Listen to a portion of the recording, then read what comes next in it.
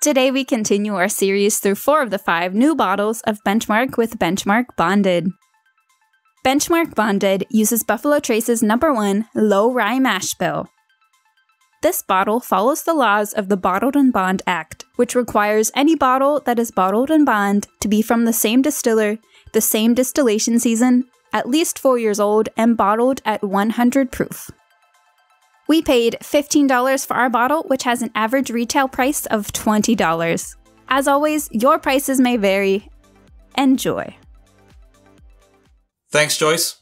We're going to see what we think, and we'll let you know. I'm getting sour green apple. I was going to say sour grape. I was going to say sour. That's it. No green apple, no grapes. Just sour. Okay, but we all agree it's sour something. Yeah. Like a handful of Sour Patch Kids. I was going to say Warheads, but not in your mouth. Nope. It's the Sour Patch Kids, not the Warheads. That's a different kind of sour. I'm starting to get a caramel note on the nose. Like, now that the sour note's, like, dwindling down a little bit, getting a little caramel. I already took a sip. All right, fine. I'll catch up. A little vanilla at the end, but it started with the spice. For me, it ended the vanilla.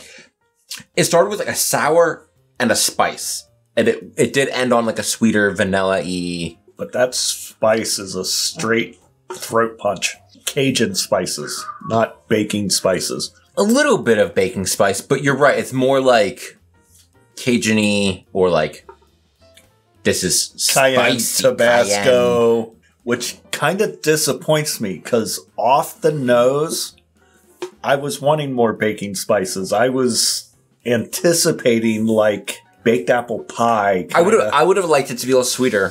Yeah, like the sour into sweet. I think it's pretty sweet still. It's sweet, but it's not. That didn't bother me. It was more the wrong kind of spices I was expecting. Mm. Are you really going to do water right now? Not yet, not yet, not yet. Already? Wow, okay. Talking while I was swallowing? Really open up the spice. Back my throat. Oh, just breathing while... So it's, I did it, just to see. Just talk while you're swallowing. Yeah, I just inhaled a little bit right before... Because I don't want to choke on it.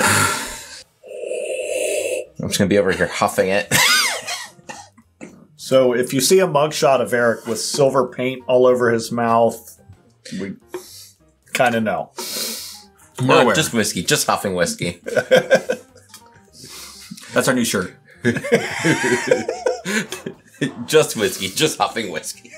If somebody wants to help us design that, this isn't bad, though. Wait, did you get to it before me this time? No! Yes, I did. What the heck? I think you brought up more ethanol in the nose. Yes, it did. Which is not pleasant. No.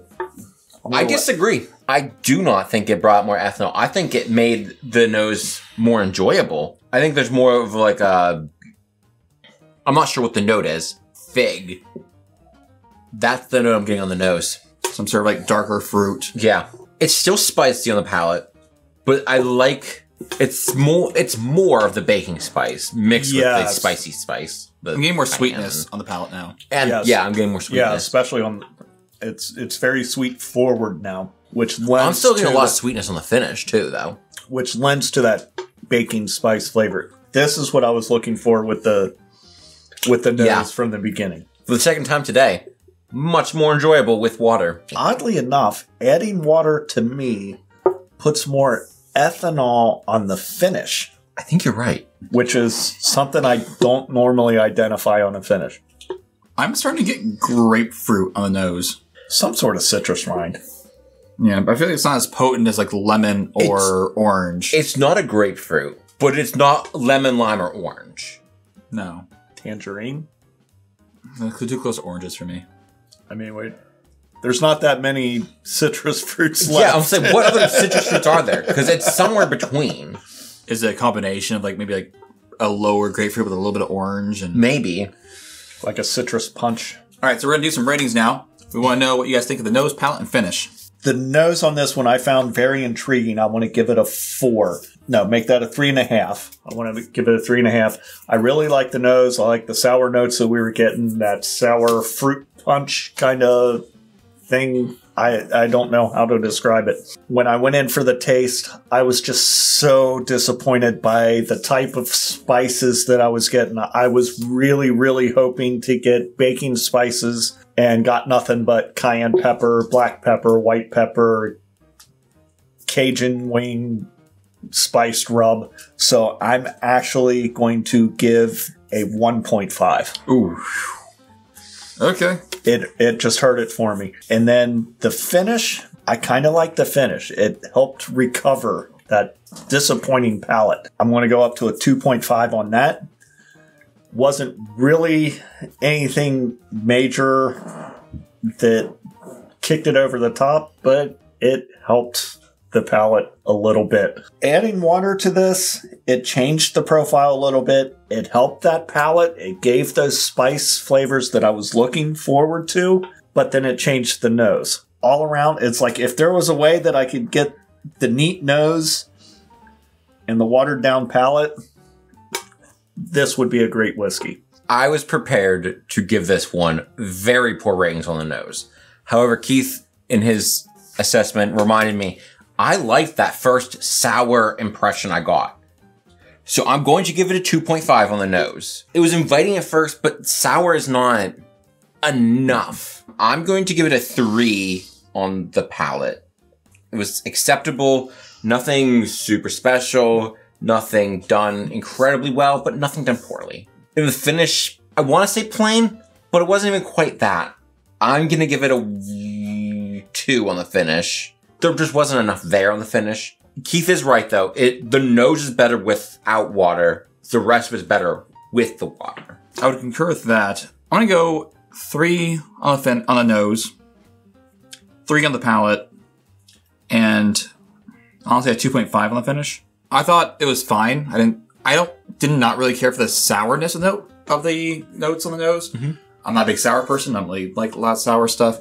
But I did think the nose was at least robust and had a lot of notes there, and it was flavorful in the nose. The palate, I thought, did have good flavors. I thought it tasted fine. Maybe the spices weren't the same as what the nose portrayed, but I still thought it was okay.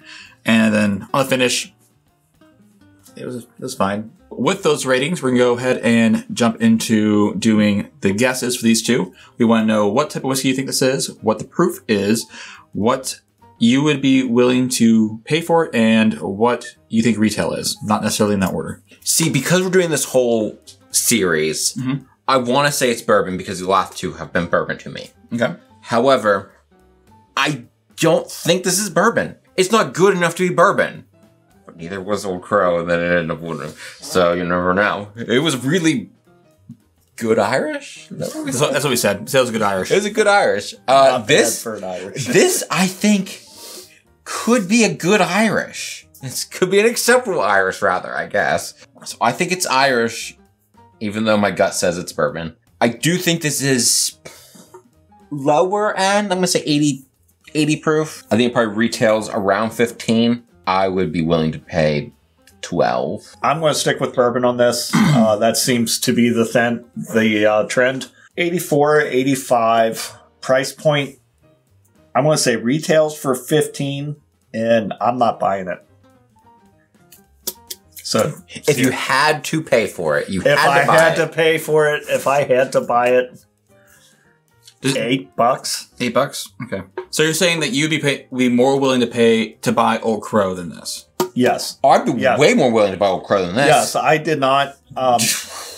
The thing that disappoints me there are a lot of things on that shelf that I would be willing to buy over this. The thing that disappoints me about this is that what I'm getting on the nose is not what I'm getting on the palate. And that's just a major turnoff for me. All right, sounds good. So, as with the previous two videos, we are not going to do a reveal in this video. You already know what they're drinking, though, so at least you have that knowledge for if you want to decide to buy this bottle or not. We will do a reveal in the next video, so look forward to that. And until then, may the winds of fortune sail you. May you sail a gentle sea. May it always be the other guy who says, "This drink's on me." Especially with this one.